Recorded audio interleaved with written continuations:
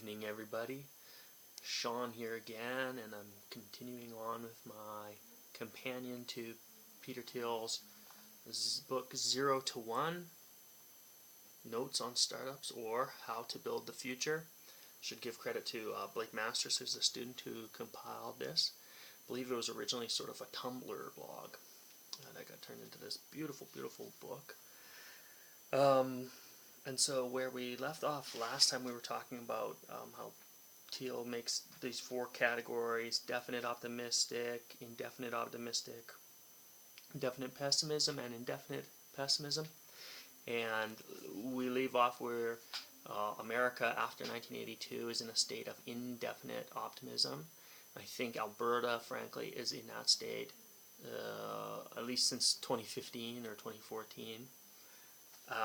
And so just to sort of recap, the concept of indefinite optimism, here's a little nugget that Mr. Thiel gives us here. To an indefinite optimist, the future will be better, but he doesn't know how exactly, so he won't make any specific plans. And so the sorts of people who Thiel sees as acting in this way as we speak now are sort of the top graduates now are going to Goldman Sachs, going to law school, and those are places where they can leverage that idea rather than becoming, say, an engineer who's going to work to build the better mousetrap, so to speak. They're going to be someone who is in finance, who is working to essentially sort of rearrange stuff that already is existing and squeeze a little more out of it, or maybe chop up a company and take the best parts, or strip off some parts, build up one part of it, resell another part of it, however you want to spin that. And then lawyers like me, this is what we do every day: resolve disputes over things that happened in the past, or structure people's affairs so that they operate efficiently in the future, possibly for liability reasons or tax reasons or what have you. And so, here I am, I guess, living proof of indefinite optimism when you think of my grandfather who built up a company, or my father who did the same thing in the oil business. I became a lawyer. When I looked at the oil business, I sort of felt, let's say at the time I was looking at going to law school, 2006, 2007, I felt like the good times were sort of over in Alberta. The reason being, we were starting to see a shift from conventional wells to oil sands. Coal bed methane, if you remember that phrase, was a big thing at the time in Alberta. And I thought that, the days of those cool discoveries like Leduc or Swan Hills, the great reef discoveries and big boomer wells were sort of over, and it was sort of almost down to a state of being a little more like mining, a little less exciting for me at least. But kudos to anyone who's still out there looking for that big one or the next new field. Most of that, I think, is happening outside of Alberta, frankly, and especially with the tech, I should say with the current political situation. Really, it's going down to the States. We've seen this new shale drilling. We've seen there's still people looking for offshore stuff. And so anyways, here I am. I'm an indefinite optimist, giving you my view on indefinite optimism, in case you weren't there already. So the next sort of stage of this is Thiel breaks down, and he sort of goes into detail about how we see indefinite optimism in our world today. And the first example, I sort of touched on it already, is indefinite finance.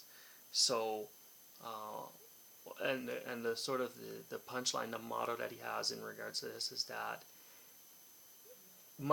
money was once upon a time, in a definite future, a means to an end. So let's think of some guys building up a company, or ladies, of course, building up a company, and they would be working away. And so let's just imagine it's some guy's machine shop.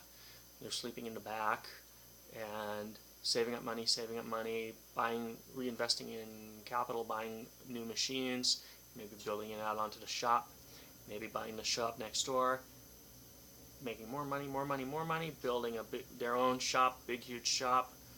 Boom, buy the guys on the other side of town, build up a huge company that way.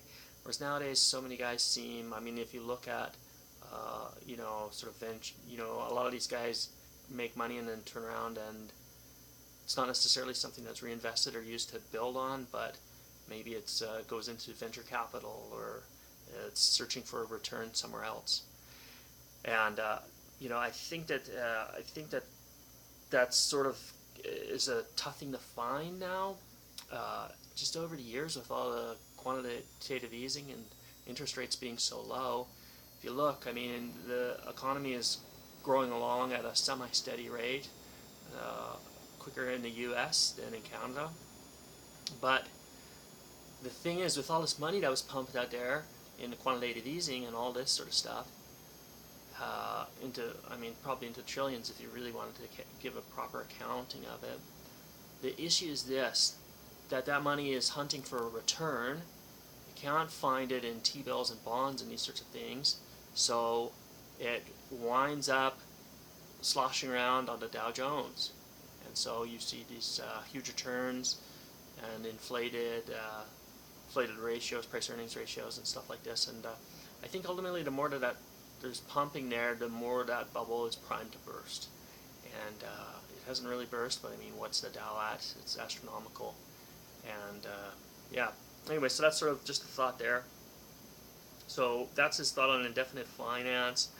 In a nutshell, no one really knows what's going on in finance. You make a bunch of money, send it back into the mill to see where it can do some good, rather than truly deploying it to build something concrete in the way that sort of adding on a plant would have once been the go-to thing, like say in the 50s, his sort of idealized 50s. Okay, and then the next little chunk that he talks about is indefinite politics. So here's his beautiful little phrase here. Quote, "Politicians have always been officially accountable to the public at election time. But today they are tuned to what the public thinks at every moment." He talks about how the polling is almost its own show. People are watching the polls closer than they were really watching what the candidates are saying.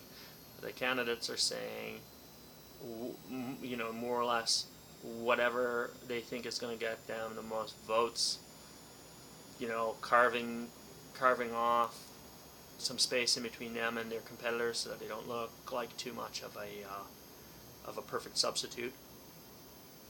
And so, you don't have to look far to see the results of that. We have people who, have abandoned principle, I think at any level, and are doing what they can to get elected, to get power, and then to maintain power.